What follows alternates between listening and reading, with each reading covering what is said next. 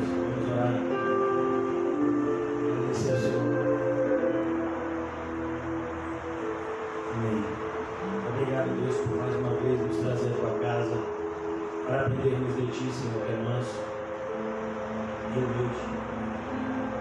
O Senhor sabe melhor do que nós mesmos quais são as nossas verdadeiras necessidades. Sonda-nos, Senhor, nessa noite e nos ajuda, meu Deus, nesse processo de santificação que o Senhor tem nos direcionado. Ajuda-nos, ó Pai, a enxergar a vileza e a maldade que ainda habita em nós e a lutar contra ela, Senhor. Não nos deixa nos acomodarmos nunca, Senhor, há uma vida que te desagrade e que nos agrade, mas que cada vez mais estejamos vivendo de modo digno do Evangelho. O Senhor sabe, meu Deus, as necessidades da tua igreja, da nossa congregação local, Senhor. O Senhor sabe aquilo que efetivamente é necessidade para nós, antes mesmo de precisarmos, Senhor. Por isso nós queremos te apresentar a vida de Dylan. Ó Deus, que o Senhor possa restaurar a saúde dele, como nós gostaríamos de ver Dylan crescendo, Senhor, nos teus caminhos. O pai e a mãe dele se alegrando, Senhor, a cada novo dia que ele cresce na graça e no conhecimento de ti. Esse é o nosso desejo, Senhor. Mas o Senhor está no controle de tudo. Por isso, ó Deus, age de acordo com a tua benignidade, Senhor. Abençoa a vida da irmã Osana, a vida da irmã Gisele, a pequena Helena, meu Deus, todos os irmãos e irmãs da nossa congregação, Senhor, sejam abençoados por ti nessa noite, Senhor, com a tua graça maravilhosa. Renova o nosso ânimo, Senhor, a nossa fé, a nossa esperança. Ó, meu Deus, renova o nosso desejo de te buscar. Renova, meu Deus, o nosso desejo de fazer as coisas cada vez mais para te agradar, Senhor. Ó Deus, nós somos pessoas de puros lábios, que moramos num mundo adúltero e perverso, Senhor.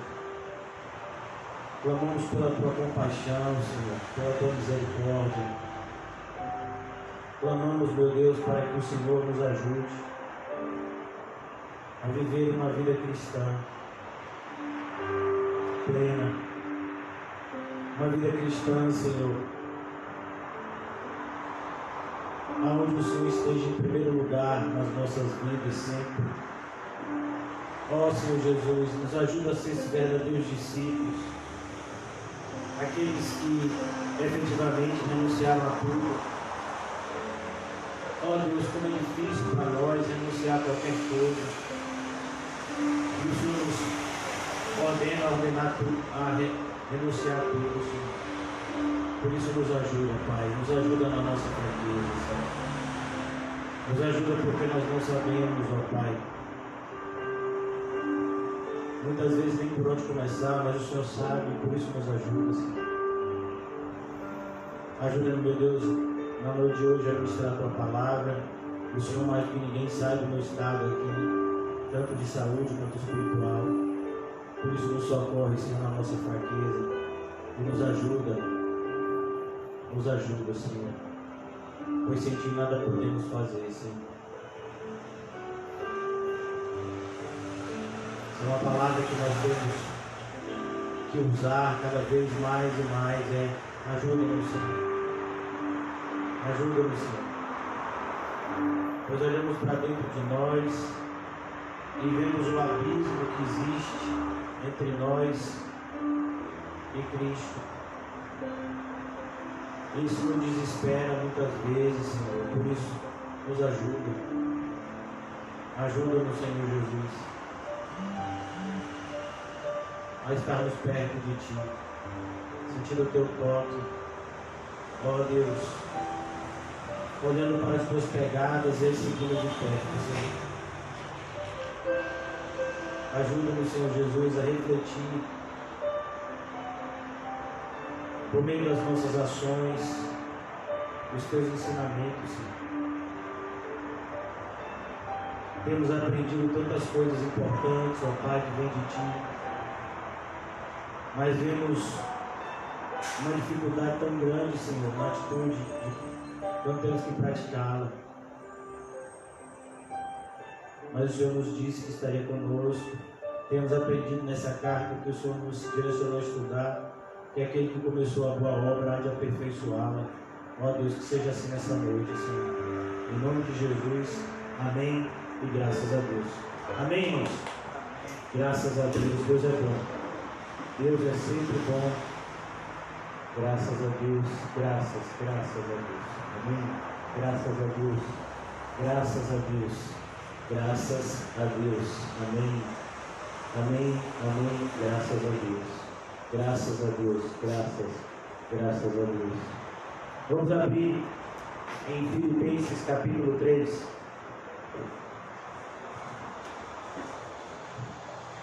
Dando continuidade à nossa exposição de ontem, Filipenses 3, Filipenses 3, graças a Deus. Filipenses capítulo 3, amém, amém. O apóstolo Paulo continua a nos direcionar aqui, por meio dessa carta, a tomarmos um cuidado para a nossa vida, para as nossas ações, para as nossas atitudes. E ele revela algo que muitas vezes nós já sabíamos, mas nos esquecemos tão facilmente, que é a realidade do mundo em trevas. E se nós somos luz, há uma oposição cada vez mais crescente entre aqueles que são luz e aqueles que são trevas. Ontem nós paramos justamente no versículo de número 7 e 8, quando o apóstolo Paulo está fazendo essa comparação entre aquilo que o mundo valoriza e aquilo que efetivamente tem valor para nós. Graças a Deus, graças a Deus. Não sei se é só comigo que o microfone fica bom. Amém. Graças a Deus, graças a Deus.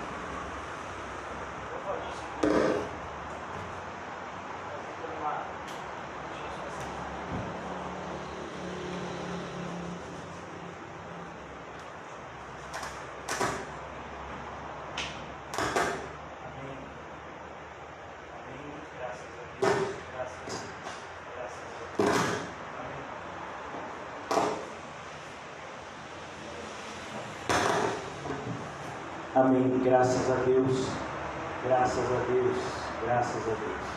Amém, amém, graças a Deus. Amém, irmãos, vocês estão me ouvindo bem? Amém. Pronto. Vamos lá, carta aos Filipenses, capítulo 3. Ontem nós aprendemos como nós devemos enxergar as coisas do mundo, como nós devemos enxergar as coisas espirituais e o que de fato deve ser visto como importante para nós. Eu vou fazer a leitura a partir do versículo 7. O título da nossa exposição de hoje é Estamos em Guerra. Eu não sei se você sabia, mas nós estamos em guerra. E essa guerra, ela é anterior à vinda de Cristo. Ela remonta aos dias do Éden, e antes mesmo do Éden, quando um anjo criado por Deus se rebelou contra ele e levou uma terça parte dos anjos consigo, iniciou-se então essa oposição entre o Criador e uma parte da sua criação. E aqui nós vamos ver isso de maneira clara. Ainda que nós façamos o nosso melhor, sem Cristo, são trapos imundos. É importante entendermos que só existe um meio de nos aproximarmos de Deus, de agradarmos a Deus, que é através de Cristo. Por isso, o apóstolo Paulo diz aqui no versículo 7, mais do que para mim era lucro, passei a considerar como perda, por causa de Cristo. Perceba, por causa de Cristo.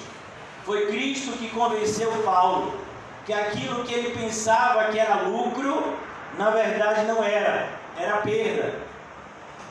E esse é o nosso questionamento. Será que Cristo de fato tem convencido a igreja moderna? Às vezes a igreja moderna nem conhece a Cristo. Quem é Cristo? A gente já viu nessa carta que é aquele que tem um sentimento que nós deveríamos imitar. Sendo Deus, não tomou como usurpação o ser igual a Deus, mas em tudo se humilhou. Esse é Cristo. Cristo é aquele que nos ensina mansidão e humildade. Cristo é o Rei que vem até nós como servo. Então Paulo começa a aprender esses ensinamentos tão vitais no cristianismo.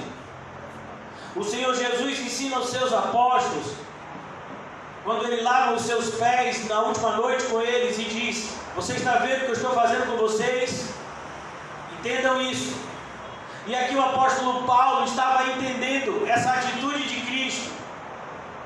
O que para mim era lucro, tudo aquilo que para mim era lucro, eu passei a considerar como perda. Por que isso, irmãos? Eu gostaria de mostrar apenas numa passagem como Jesus nos ensina a pensarmos de maneira correta. Abra comigo em Lucas 6.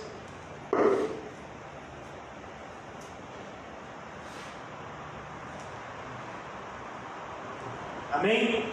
Lucas capítulo 6. O Senhor Jesus está nos ensinando aqui, através das bênçãos e das maldições. Aquilo que o mundo pensa que é bênção, para Deus é maldição. Aquilo que o mundo pensa que é maldição, para Deus é bênção. Jesus, Lucas 6,17, Jesus desceu com eles e parou num lugar plano. Estava ali muitos dos seus discípulos e uma imensa multidão procedente de toda a Judéia, Jerusalém, do litoral de Tiro e Sidom, que vieram para ouvi-lo e serem curados de suas doenças. Perceba, aquelas pessoas, algumas queriam ouvi-los e outras queriam ser curados da sua doença. Sempre vão existir pessoas no nosso meio que não estão efetivamente no nosso meio pelas razões corretas. Paulo já havia falado isso na carta aos Filipenses. Ele havia dito isso, inclusive, entre aqueles que pregavam o Evangelho. Alguns pregam o Evangelho, mas fazem isso por vanglória, por inveja. E aqui ele diz, versículo 18, que vieram para ouvi-lo e serem curados de suas doenças. Os que eram perturbados por espíritos imundos ficaram curados, e todos procuravam tocar nele, porque dele saía poder que curava a todos. Perceba, de Jesus sai poder, irmãos. Muitas pessoas vão vir na igreja e elas vão sentir esse poder, mas rapidamente elas vão voltar para o mundo, porque na verdade elas só queriam o quê? Uma cura momentânea. Eles queriam apenas um alívio imediato, eles não queriam um alívio eterno. Infelizmente, essa é a grande multidão que lota as igrejas hoje. Eles querem tocar Jesus para serem curados, mas eles não querem seguir a Jesus, porque isso implicaria em renunciar a tudo, tomar a sua cruz. Versículo 20, olhando para os seus discípulos, ele disse: bem-aventurados vocês, os pobres, pois a vocês pertence o Rei de Deus. E aqui, irmãos, é importante notar que Jesus está fazendo, muitas pessoas chegam a dizer que esse sermão seria o Sermão do Monte na versão de Lucas. Não, não é. Esse sermão é um outro sermão de Jesus. Apesar de Jesus falar verdades que são próximas, mas o Senhor Jesus aqui está dizendo coisas diferentes do que ele diz lá, completando essas verdades. Bem-aventurados vocês, os pobres, os pobres fisicamente mesmo. Lá em Mateus ele diz: bem-aventurados os pobres em espírito. Ele está falando de pobreza espiritual, de humildade espiritual. Aqui ele está falando de pobreza material mesmo. E a pobreza material não vem do fato de você perder tudo, mas vem do fato daquilo que Paulo está nos ensinando, de você entender que você não tem nada. Então, quando uma pessoa, por mais rica que seja, ele vem para a fé cristã, ele olha agora para aquilo que ele pensava que era seu e diz: Senhor, isso tudo é teu, que seja feita a tua vontade. Se o Senhor me mandar dar tudo aos pobres, eu vou dar, porque não é meu. Mas se o Senhor quer que eu administre, me concede graça, Senhor, para administrar isso que o Senhor tem colocado na minha mão para a tua glória. Pois uma vez, enquanto cristãos, nós entendemos uma doutrina chamada de mordomia cristã. Nós somos apenas mordomos. Deus coloca coisas nas nossas mãos. Deus coloca pessoas sob a nossa responsabilidade. E nós vamos ter que prestar conta disso tudo naquele grande dia. Então há uma bem-aventurança na pobreza, em você entender que efetivamente você nasceu nu e você vai morrer dessa mesma forma. Aquilo que de fato é riqueza na sua vida é aquilo que você não pega e nem vê. É aquilo que você está entesourando no mundo espiritual. Isso sim é riqueza.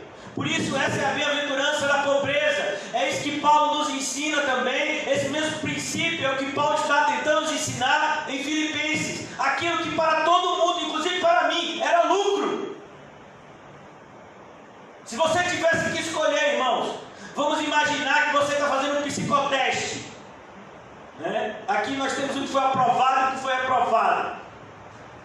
Mas vai ser aprovado, vai ser tipo logo. Vamos imaginar que tem lá na prova: você quer ser rico ou pobre? Você assinalaria o quê? Não, eu não quero nem ser pobre, eu quero ser classificante. Não tem essa opção. Você quer ser rico ou pobre? Você quer hoje ficar doente ou ser saudável? O que você quer? O que você assinalaria? Você quer passar o dia todo chorando ou o dia todo sorrindo com boas notícias? O que você prefere? Pastor, não vou sair. Eu acho que eu vou ser reprovado. Porque eu escolheria: bem-aventurados vocês, os pobres, pois a vocês pertence o reino de Deus. Jesus está olhando para aquela multidão. A maior parte das pessoas que seguiam Jesus eram pessoas pobres, pessoas que Jesus teve que multiplicar pão e peixe para alimentá-los. A vocês pertence o reino de Deus. Qual era, irmãos, uma das características de Lázaro? Esse mesmo evangelho de Lucas 16. Ele era um pobre mendigo que vivia à porta de um rico, desejando comer o resto de comida que davam os cachorros. Jesus está dizendo: esse evangelho é uma bem-aventurança. Porque, irmãos, quem fez o rico e o pobre? Quem fez? Por que você não tem a riqueza de Bill Gates? Porque Deus quis nos salvar. Você poderia ter. Como José falou, acho que na terça-feira, de um dos donos do Santander, né, que faleceu de Covid, não foi isso? Diretor. Pois é, o pai de José teve Covid, foi atendido em hospital público e está vivo. Indo inclusive toda terça-feira com o capacete dele lá, de proteção, mas está lá, filho. E o rapaz de Santander, com todos os bilhões de reais dele, está vivo. Não, porque quem escolhe quem vive e morre, quem é? É Deus. Quem escolhe quem é rico e quem é pobre é Deus. Vocês já foram visitar a Pai? Alguém já foi visitar? Eu já fui. É o lugar onde faz o acompanhamento de pessoas que têm síndrome de Down ou que têm algum tipo de limitação mental. Se eu estiver errado, vocês me corrigem, é isso mesmo, né? Por que você não nasceu com a limitação mental? Porque você é capaz de entender aquilo que eu estou lhe ensinando hoje. Você acha que isso é acaso? Você acha que isso foi um acaso da genética de seu pai e sua mãe? Percebe, irmãos, é importante entender que a soberania de Deus está em todas as áreas da nossa vida. Enquanto nós não entendermos isso, nós não teremos paz. É isso que o diabo tenta nos convencer a todo instante. Que Deus não está no controle. Que nós temos que fazer alguma coisa. Sim, nós temos que fazer alguma coisa quando Deus mandar. Enquanto Deus não mandar, a nossa maior atitude, a nossa maior obra, se é que a gente tem alguma, é acreditar naquilo que Deus falou. Essa é a nossa obra. Quem disse isso não foi nem eu, foi Jesus. Jesus, o que devemos fazer? Creia naquele que Deus enviou. Então, bem-aventurados vocês, os pobres, pois a vocês pertence o reino de Deus. E é pobre, pobre mesmo, não é pobre de maneira espiritual, como algumas pessoas dizem. Se quiserem explicar dessa forma, eles vão ter que tirar do contexto. Porque lá em Mateus é outra coisa. Aqui Jesus vai dizer, versículo 21, bem-aventurados vocês os que agora têm fome. Porque a gente tem fome? O apóstolo Paulo disse, eu passei fome e nudez. Por quê? Porque estava seguindo a Cristo. E o próprio Cristo, ele tinha uma fome diferente da fome do mundo, que é a fome de fazer a vontade do Pai. E muitas vezes, quando nós temos essa fome de fazer a vontade do Pai, nós passamos fome aqui no mundo. Mas Jesus diz, há uma bem-aventurança. E a palavra bem-aventurados aqui nunca é demais lembrar, é uma palavra tão linda no grego, que é a palavra makarios, que pode ser traduzido como abençoado, felizes.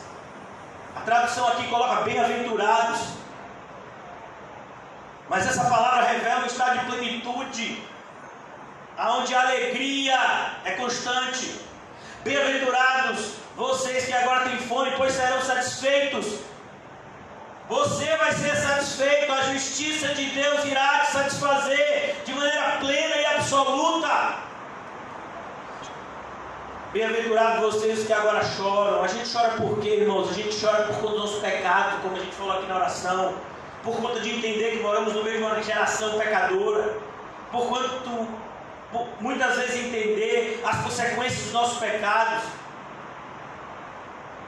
A gente chora, pois haverão de rir. Já imaginou? Você que chorou tanto de arrependimento, quando as portas do céu estiverem abertas e você entrando nela, eu garanto que você irá sorrir muito. Quando você estiver debaixo da árvore da vida, conversando com os seus irmãos na eternidade, como vocês irão sorrir? É o que está escrito em Apocalipse 20, lá no céu já não tem mais choro. Lugar de chorar é aqui. Bem-aventurados serão vocês quando vos odiarem. Não, a gente tem que viver uma vida que todo mundo goste da gente. Não, meu filho, para que todo mundo goste de você, você vai ter que ser um bajulador e você vai ter que ser um flexível. Para que todo mundo goste de você, você vai ter que aprender uma forma de agradar, como diria o ditado, a gregos e troianos.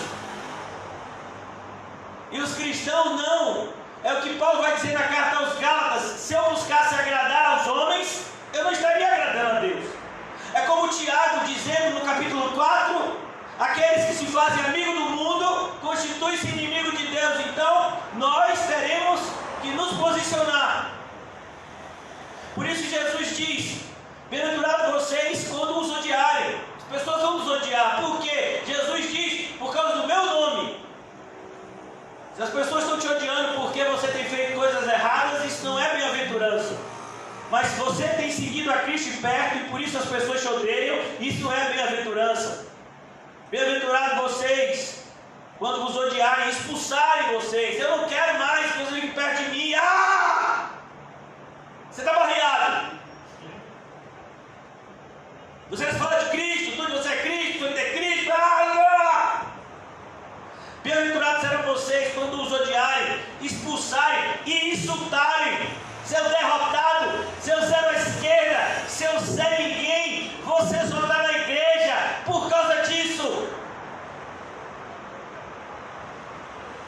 E eliminarem o nome de vocês, vou riscar o nome de vocês. Já imaginou?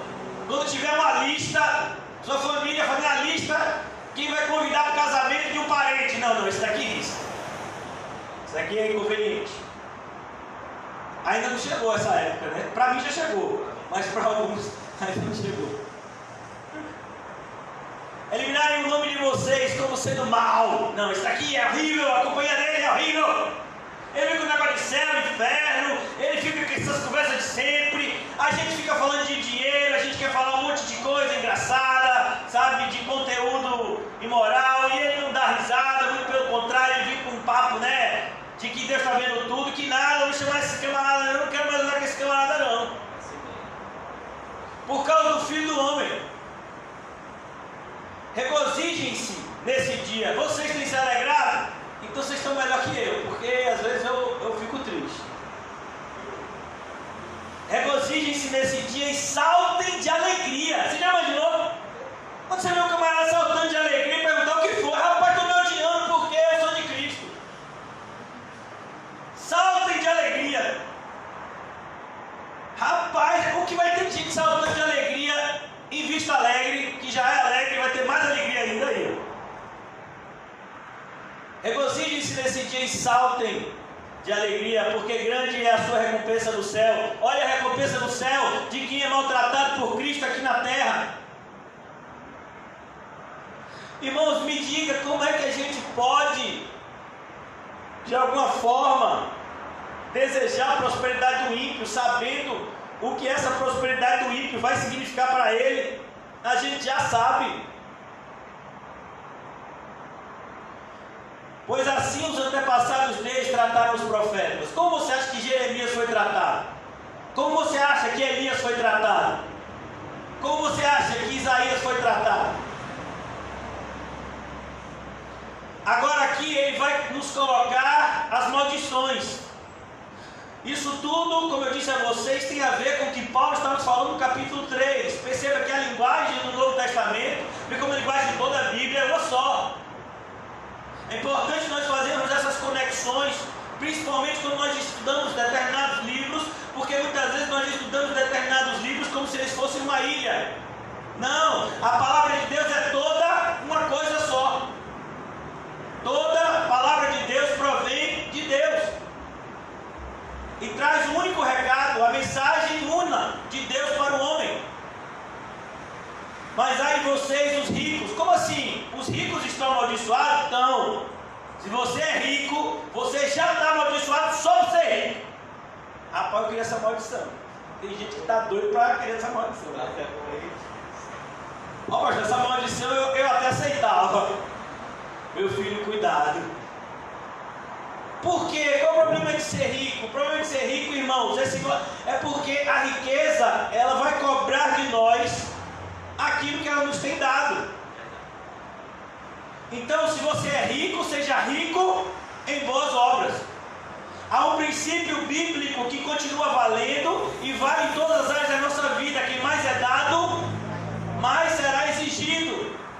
Então, se você é um cristão que tem recebido mais, de maneira física, de maneira intelectual, de maneira espiritual e de maneira material, você vai ser mais cobrado.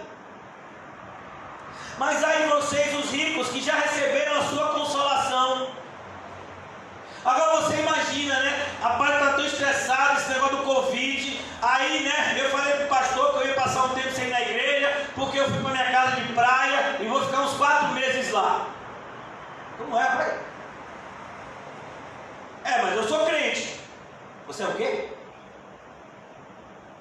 Não, eu já falei para o pastor que eu estou indo para mas assim porque não há rei em Israel. Teve alguma coisa? Você parou, foi? Parou mais. Já voltou? Pronto.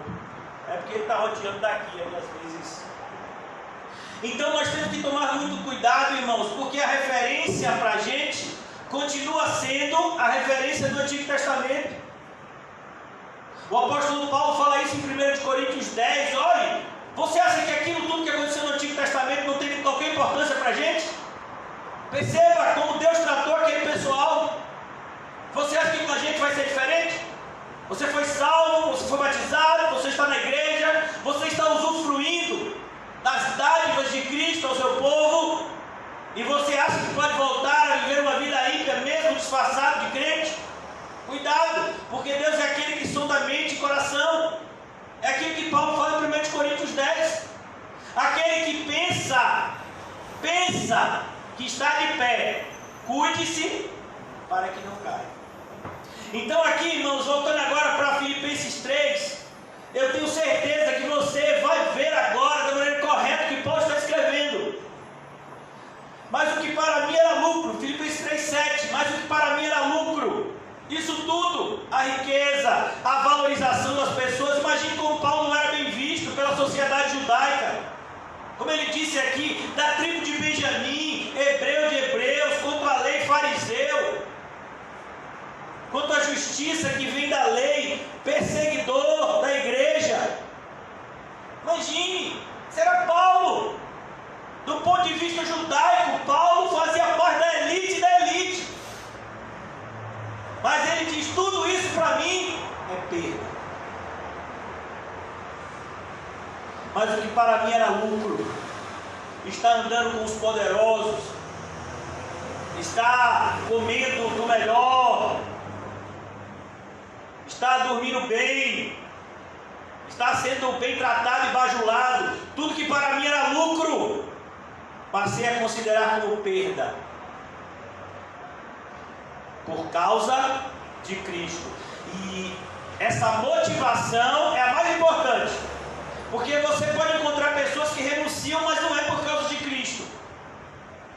Existe um livro mesmo que foi muito famoso há alguns anos atrás, principalmente por esse pessoal de autoajuda, logo quando estava surgindo essa questão do coaching.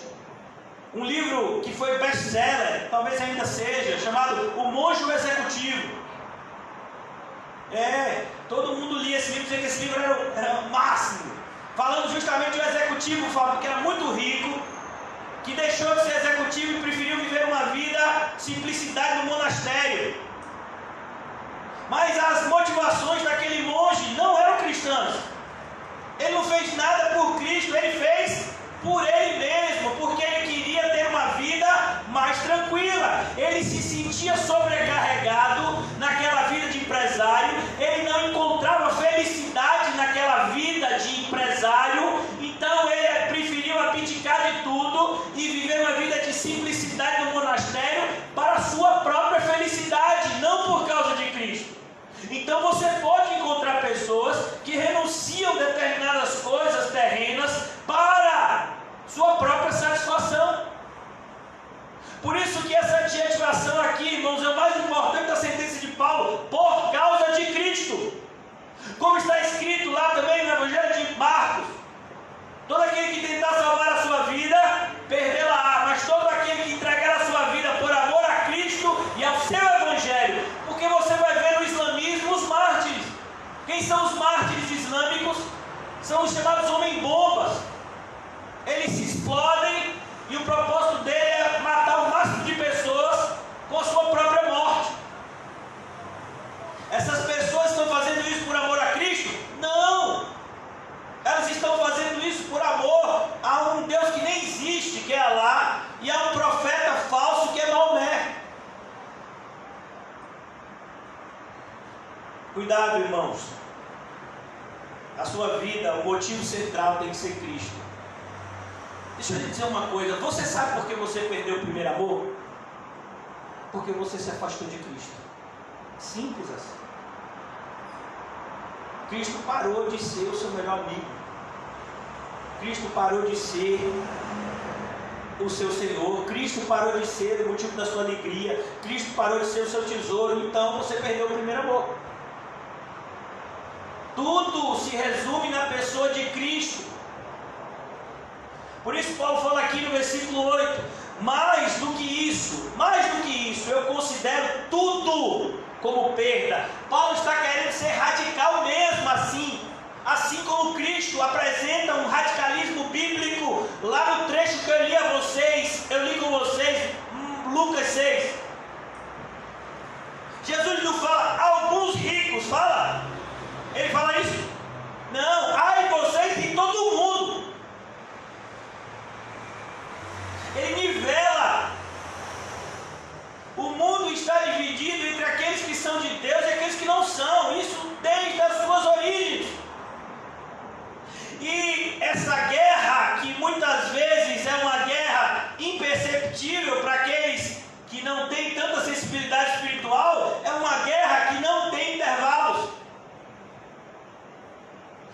Mais do que isso, considero tudo como perda, comparado com a suprema grandeza do conhecimento de Cristo Jesus. E você sabe o que é mais lindo, irmãos? É que essa palavra conhecimento, na tradução do grego, porque vocês sabem que o Novo Testamento foi escrito em grego, o Antigo Testamento, na sua grande maioria, em hebraico, alguns textos em aramaico.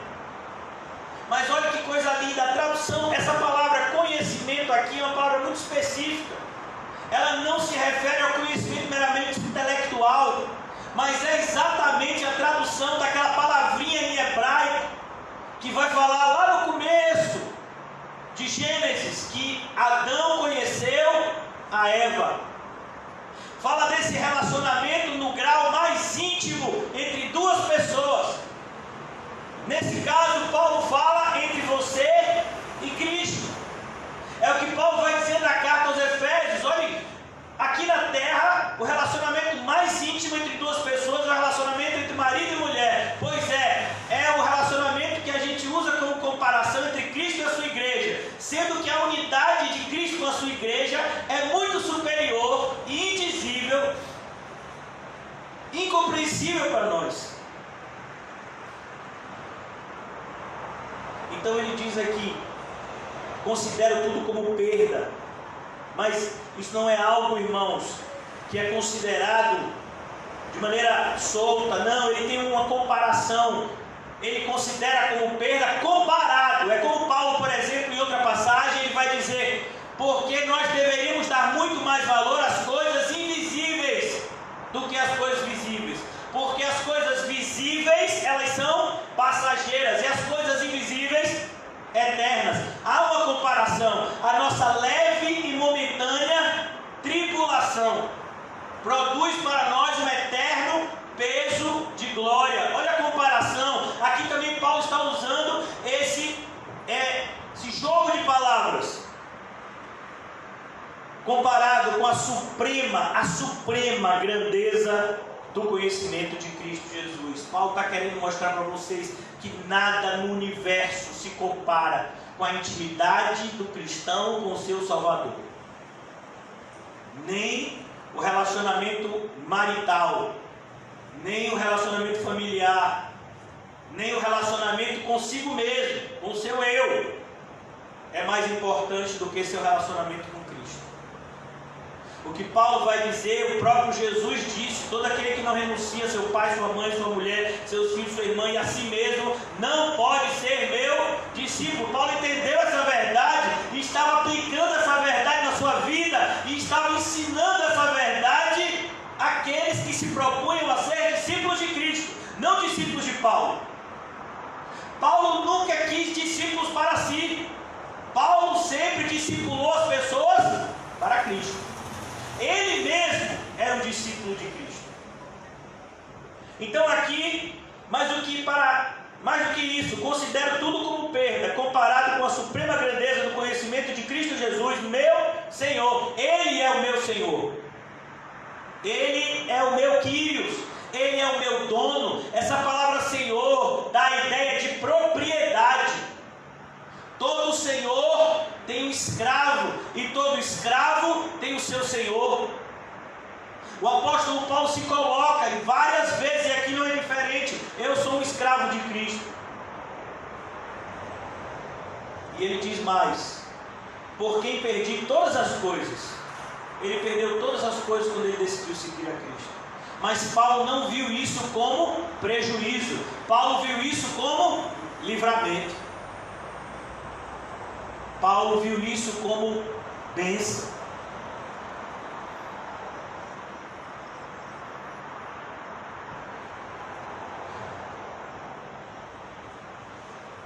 Eu considero como esterco para poder ganhar a Cristo. Que coisa linda! Paulo está dizendo tudo que o mundo valoriza: religiosidade, moralidade, civilidade, riqueza, estética, tudo aquilo que o mundo entende que é importante. Nós, na qualidade de cristãos, vemos essas coisas como lixo. Muito forte o que Paulo está dizendo aqui. É algo que 99% dos cristãos jamais diriam. Como assim?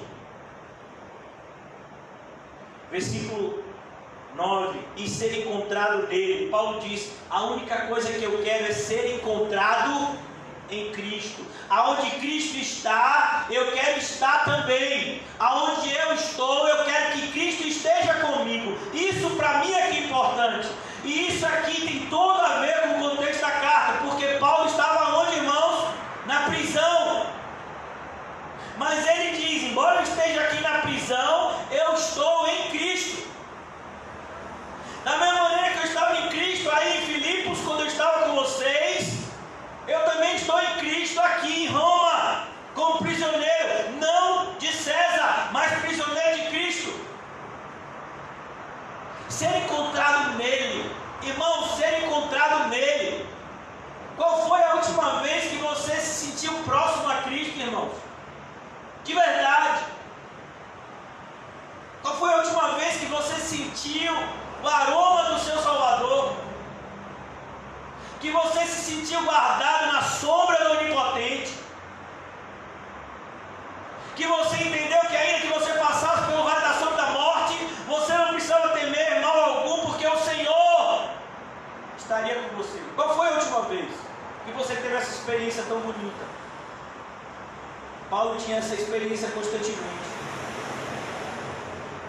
E ser encontrado nele, não tendo a minha própria justiça que procede da lei. Paulo diz: eu não fiz nada para merecer isso. Paulo quer deixar bem claro: mas não venham querer me beatificar, não venham querer me tornar um Deus, como tentaram fazer em Listra e Derbe. Não, eu sou um homem comum. A única coisa que é extraordinária em mim é o favor de Deus, por meio da sua graça. E ele diz, repito, mas não tenho a minha própria justiça que procede da lei. Paulo diz: eu não encontro justiça, porque Paulo sabia que aquele que falha um ponto da lei é condenado nela por completo. Ainda que nós consigamos, irmãos, supostamente obedecer a alguns preceitos, existem outros que a gente vai falhar. Por isso que o propósito não é obedecer os preceitos, o propósito é seguir a Cristo. E à medida que eu sigo a Cristo, Ele vai me ensinando a obedecer aquilo que de fato é importante para Deus. Muitos preceitos do Antigo Testamento eram o que nós chamamos de preceitos cerimoniais. São preceitos cerimoniais. Eram cerimônias ritualísticas que apontavam para o sacrifício perfeito de Cristo na cruz. Por exemplo, o resgate do primogênito, a circuncisão, que Paulo já falou aqui, e tantos outros rituais judaicos. Esses rituais apontavam para Cristo e a mensagem do Evangelho que Ele viria trazer. E Paulo diz: eu não tenho justiça nenhuma de mim mesmo que procede da lei, mas a que vem mediante a fé em Cristo. Perceba, irmãos, eu vou dizer uma coisa aqui escandalosa. Amém? Nós não somos salvos pela fé. Você sabia disso? Nós somos salvos pela obra de Cristo.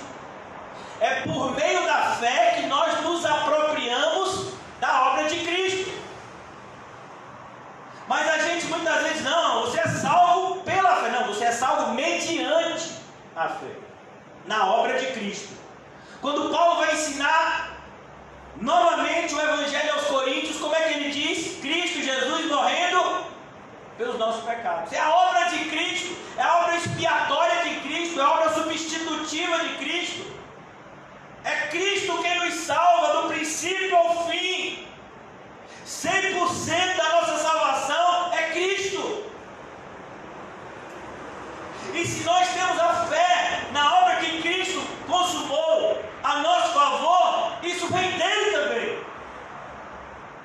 Por isso Paulo diz aqui, mas a que vem mediante, por meio da fé em Cristo. Em Cristo de que forma? Na obra que Cristo fez. Perceba que ele diz aqui: Cristo, é isso mesmo, essa palavra ungido, aquele que veio com o propósito pré-estabelecido de Deus para ganhar um povo para Deus. por meio do seu sangue. Como está escrito em Isaías 53. Então entenda isso, é Cristo quem te salva. É Ele quem dá a vida pelas suas ovelhas. E Ele carrega as suas ovelhas na sua própria mão. E da sua própria mão ninguém pode arrebatá-las. Porque o Pai que as deu é muito mais poderoso do que qualquer um. Por isso que é tão ofensivo, irmãos. É tão ofensivo atribuir a salvação de qualquer que seja, até a nossa própria, a alguma atitude humana. Toda a salvação provém de Cristo. Ele é o autor e consumador da fé. Quem é o autor de alguma coisa? É o Criador. Quando ele fala, fulano é o autor do livro, ele criou aquele livro. Quem é o consumador? É aquele que fechou, é aquele que deu o ponto final. Paulo está mostrando isso. Essa dependência absoluta que o cristão tem que ter da pessoa de Cristo. Por que eu preciso ter esse relacionamento tão íntimo com Cristo? Porque eu dependo. É como, por exemplo, irmãos, uma criança que está interligado à sua mãe por meio do cordão umbilical. Tudo aquilo que chega até a criança chega por meio do cordão umbilical. Assim é o nosso relacionamento com Deus em Cristo. Tudo aquilo que nos abençoa vem por meio da obra perfeita de Cristo. De maneira que quando você corta aquele cordão umbilical, a criança não está sendo mais alimentada, ela pode até morrer, se for feito isso antes do tempo. Então nós temos essa dependência de Cristo. Por isso que, como disse o irmão José, tudo é vaidade. Quando foi que o irmão José disse isso? O tempo todo ele está com a camisa me olhando ali, tudo é vaidade. E se ele encontrar isso é tão lindo, irmãos. Eu vou ler de novo o versículo 8. Mais do que isso, considero tudo como perda, comparado com a suprema grandeza do conhecimento de Cristo Jesus, meu Senhor, por quem perdi todas as coisas. Todas as coisas eu as considero como esterco, para poder ganhar a Cristo e ser encontrado nele, não tendo a minha própria justiça, que procede da lei, mas a que vem mediante a fé em Cristo, a justiça que procede de Deus e se baseia na fé. Na fé. É a fé, irmãos, em Cristo, naquilo que Ele fez. É por isso que nos movemos. É por isso, irmãos, que andamos, acordamos, dormimos. Tudo tem que ser feito por essa fé. E tudo que é feito sem fé é pecado. Porque sem fé é impossível agradar a Deus. Porquanto todo aquele que se aproxima de Deus precisa acreditar que Ele existe e é galardoador daqueles que o buscam. Você acredita que Deus te abençoa? Essa é a fé verdadeira. Versículo 10. Eu quero conhecer a Cristo. Paulo diz, mas Paulo, você já não conhece? Não, eu quero conhecer mais a Cristo. Sabe, irmãos, é como um sorvete. Diga aí um sorvete bom, José. Milho verde, né? É como você tomar um sorvete de milho verde. Ele quer mais. É como o irmão Paulinho quando come feijoada. Ele quer mais. Sabe? Diga aí o que você gosta. O que o irmão Fabiano faz a você comer? Diga aí. Tem cara que come tudo. Com essa pegada ali dele, eu digo, rapaz, ali tem cara de que gosta de uma prótesinha. Então, irmãos, essa ideia, quanto mais a gente tem algo de bom, mais a gente quer, não é assim? Uma pessoa que está cheia do Espírito Santo, o que ela quer? Ficar mais cheia do Espírito Santo. Então, uma pessoa que conhece a Cristo, o que ela quer? Conhecer mais e mais de Cristo. E a ideia de conhecimento, como eu disse a você, é estreitar o relacionamento. Porque Cristo é totalmente desejável. Quando você vislumbra a Cristo, você se apaixona por Ele. Quero conhecer a Cristo. Em segundo lugar, eu quero conhecer o poder da sua ressurreição. Porque aqui, irmãos, é o que está a nossa salvação. O poder da ressurreição, José até falou isso. Na terça-feira, Jesus Cristo é o primogênito entre os mortos. Todos aqueles que ressuscitaram voltaram a morrer. Somente Jesus ressuscitou para a vida eterna. De maneira que Ele é um exemplo de todo o nosso corpo glorificado. Claro que Jesus é extremamente superior a nós. Mas em determinado sentido, nós seremos como Ele. Como está escrito em Romanos, Ele é o primogênito entre muitos irmãos. Nós estamos sendo aperfeiçoados, maturados, para nos tornarmos cada vez parecidos com o nosso Senhor e Salvador, que também, de certa forma, é o nosso irmão mais velho, como filho de Deus. Nós somos filhos de Deus por adoção, Ele é filho de Deus em sua essência. Quero conhecer a Cristo e o poder da sua ressurreição. Tudo isso, irmãos, faz com que a gente tenha o quê? Paz. Aquele que entregou o seu próprio Filho por amor a nós, que ressuscitou o seu Filho ao terceiro dia, para demonstrar que o sacrifício foi recebido, como não nos dará juntamente com Ele todas as coisas? À medida que eu me aprofundo no conhecimento da obra expiatória de Cristo na cruz, a meu favor, eu vou me sentindo cada vez mais, como Paulo fala na carta, destemido. Eu vou me sentindo cada vez mais confiante.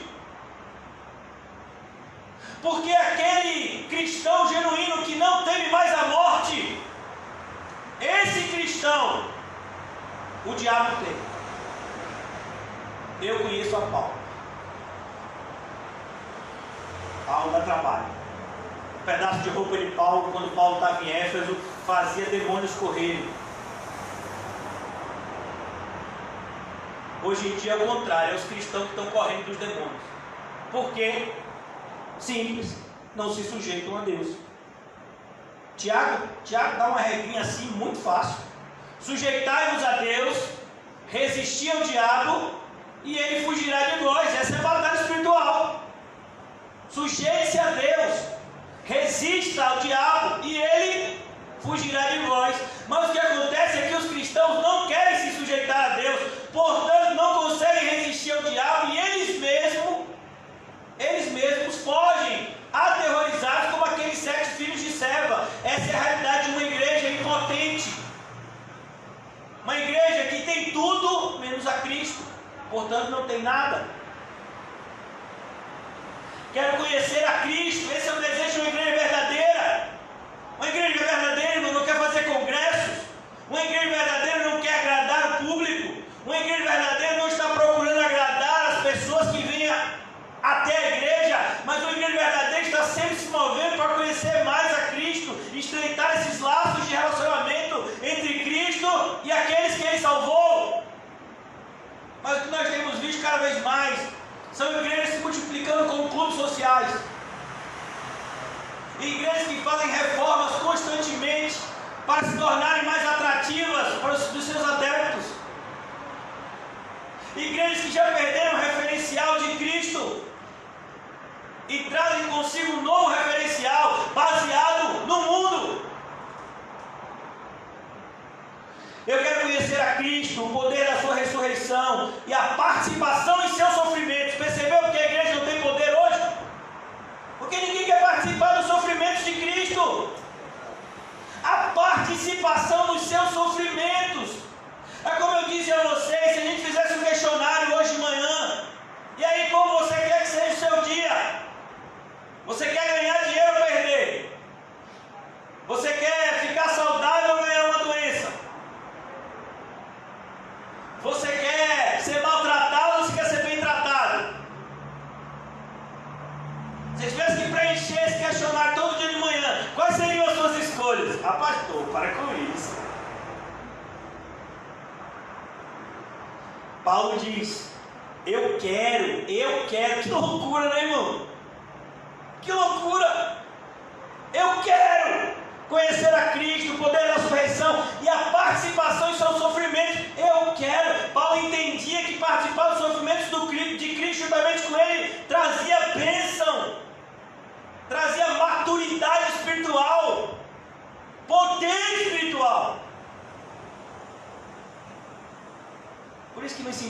muitas vezes estão impotentes. De certa forma somos impotentes, sem Cristo nada podemos fazer, mas uma vez que estamos em Cristo, tudo é possível. Não é o que ele vai dizer nessa carta? Mais adiante. Então por que na nossa vida não tem se tornado tudo possível em Cristo Jesus? Porque ainda está faltando alguns degraus, irmãos, que muitas vezes nós temos nos tornados resistentes a segui-los ou a subir-los. Participação em seus sofrimentos, tornando-me como ele em sua morte. Já imaginou? Vocês se lembram da morte de Cristo?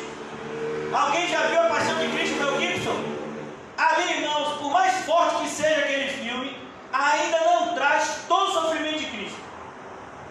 Cristo sofreu muito mais do que aquele filme consegue retratar. É assustador, mas essa é a verdade. Paulo diz: eu quero, tornando-me como ele em sua morte.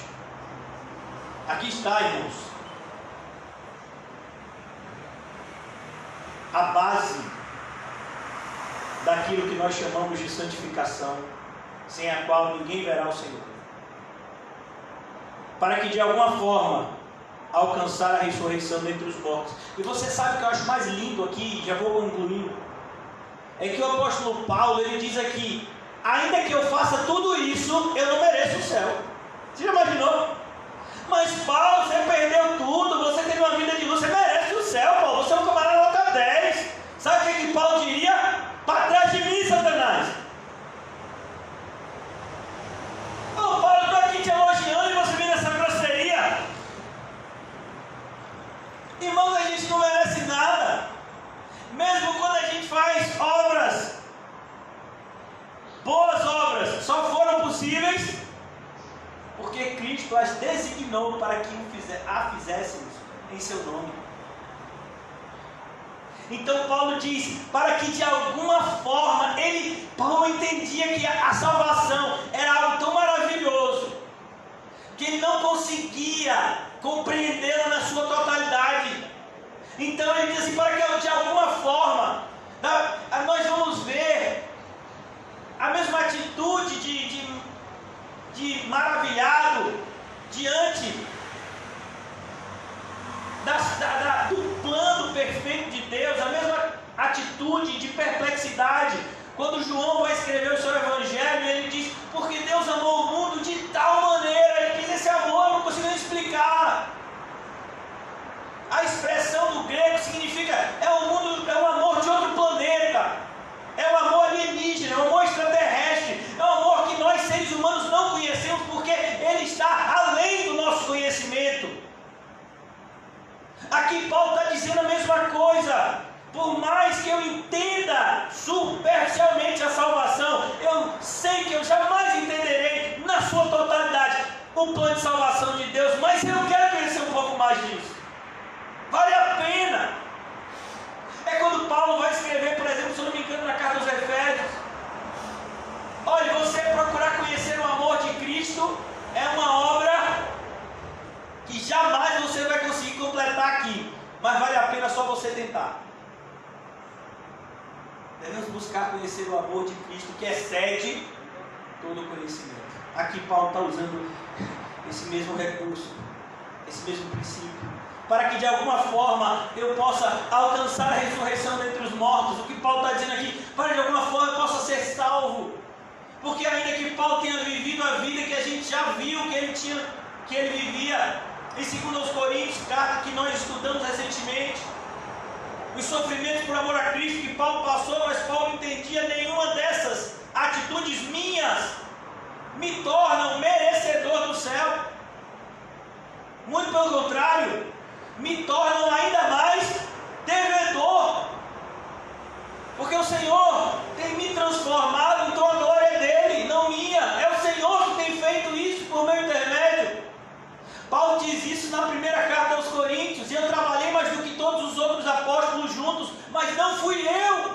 Então quem foi, Paulo? Foi a graça de Deus por meu intermédio. Quando eu e você fazemos qualquer coisa de bom para Cristo, é a graça de Deus. Nós não merecemos e jamais mereceremos a salvação. Mas uma vez que somos salvos, faremos de tudo para agradecer. Faremos de tudo para nos aproximar do conhecimento perfeito de Cristo. Agora, irmãos, o apóstolo Paulo nos diz aqui, para que nós não tenhamos uma ideia equivocada do que ele está dizendo. Não que eu já tenha obtido tudo. Às vezes as pessoas entendiam as palavras de Paulo de maneira extremamente equivocada. Muitas pessoas facilmente podem chegar à conclusão que o cristão é orgulhoso, porque o cristão, inevitavelmente, se você é um verdadeiro cristão, você é uma pessoa que conhece o caminho certo. Você é uma pessoa que sabe a diferença de luz e trevas. Você é uma pessoa que está indo para o céu, pois o Espírito Santo testifica com o seu Espírito que você é um filho de Deus. Então, facilmente nós podemos ser mal interpretados e sermos vistos como pessoas orgulhosas, mesmo vivendo como pessoas humildes. Então, sempre é bom deixar claro, como o apóstolo Paulo deixa claro aqui, não que eu já tenha obtido tudo, eu não obtive tudo. Eu estou igual a vocês na caminhada. Talvez eu possa estar alguns passos adiante de vocês.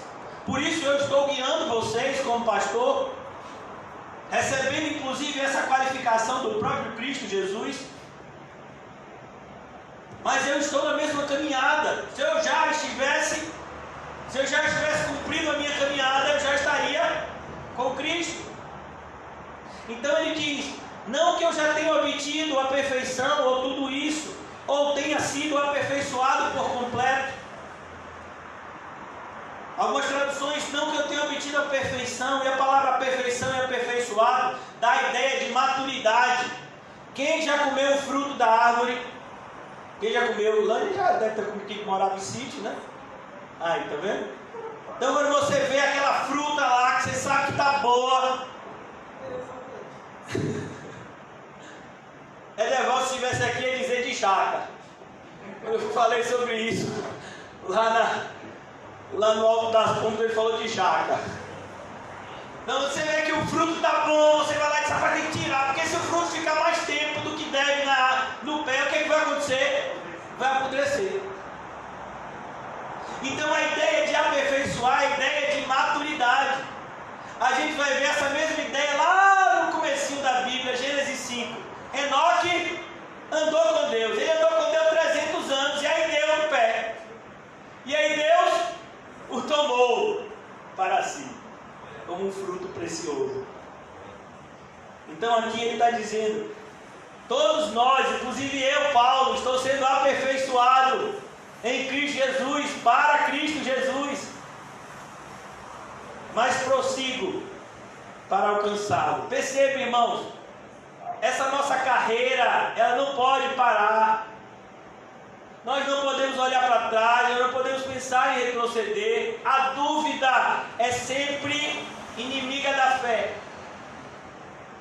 Nós não podemos duvidar. Se Cristo disse, é verdade, e ponto final.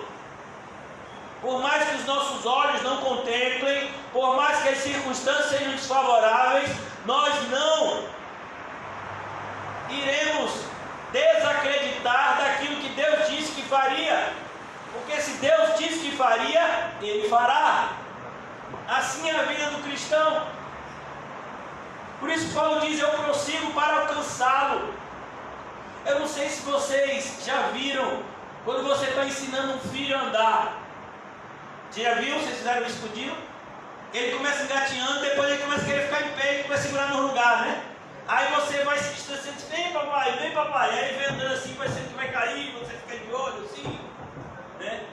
Então a ideia é, eu estou vendo Cristo e eu estou me aproximando de Cristo, e Cristo está tomando conta do meu caminhar para que eu não caia. Esse cuidado, irmãos, que Ele tem com a gente, nos constrange. Era o que Paulo dizia. Mas prossigo para alcançá-lo, pois para isso também foi alcançado. Você foi alcançado, irmão. Você não alcançou, você foi alcançado por Cristo Jesus. Como uma vez perguntaram para um cristão verdadeiro: quando foi que você encontrou a Cristo? Ele disse: nunca. O perdido era eu, o perdido não era ele, foi ele que me encontrou. Tá, então você está aprovado. Porque normalmente as pessoas dizem: eu encontrei Jesus quando eu estava ali, eu encontrei Jesus em tal lugar. Você encontrou e Jesus estava perdido, foi? Quando foi que Jesus se perdeu? Eu não sei.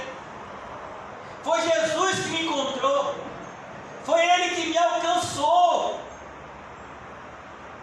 Todos nós estávamos destinados à ira, por sermos filhos da desobediência, mas Cristo nos alcançou.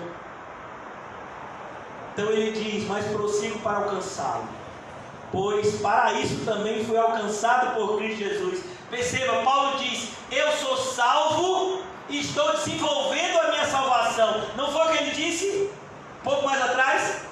Desenvolvei a vossa salvação com temor e tremor, pois é o Senhor quem efetua em nós, tanto querer quanto efetuar, segundo a sua boa vontade. Versículos 12 e 13, não é isso mesmo? Paulo está dizendo a mesma coisa aqui. Aquilo que eu ensinei para você, que desenvolver a salvação com tremor e temor, é o que eu faço também. Eu sei que eu fui alcançado, mas eu ainda continuo correndo a carreira que me foi proposta. Se você foi alcançado efetivamente, você é um peregrino. Você não vai se sentir em casa aqui no mundo, mas o mundo vai ser com você, para você, uma constante carreira até você chegar às portas do céu, naquele grande dia, na vida de cada um de nós. Versículo 13: irmãos, não penso que eu mesmo já o tenha alcançado. Perceba, algumas pessoas podiam olhar para Paulo e querer, ver Paulo como um homem extraordinário. Paulo fazia questão de desmistificar tudo isso acerca da sua pessoa. Em uma carta ele chega a ponto de dizer que dos pecadores que ele conhece, ele é o maior de todos. Imagine. Que é isso, Paulo? Não, Paulo, tem muita gente mais pecadora que você. Paulo diz: pode até ter, mas eu não conheço. Eu conheço os meus pecados.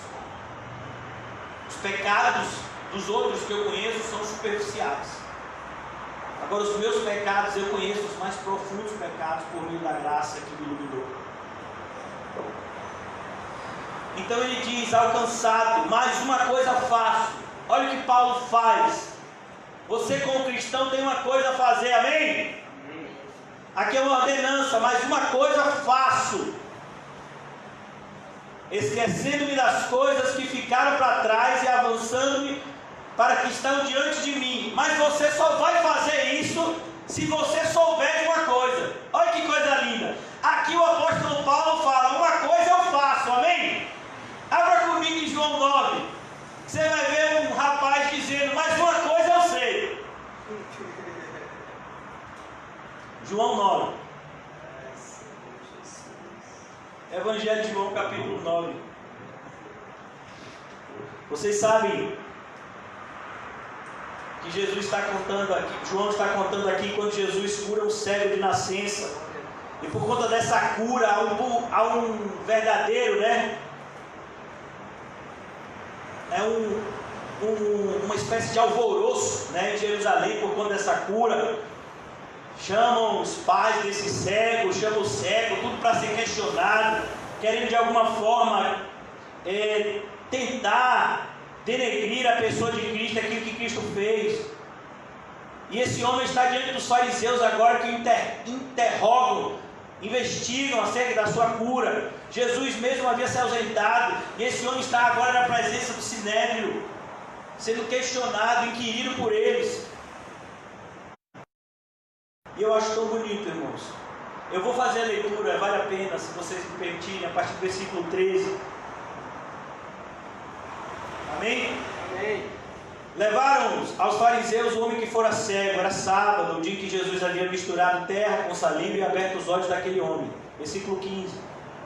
Então os fariseus também lhe perguntaram como ele recuperara a vista. O homem respondeu: ele colocou uma mistura de terra, saliva em meus olhos, eu me lavei e agora vejo. Alguns dos fariseus disseram: esse homem não é de Deus, pois não guarda o sábado. Mas outros perguntaram: como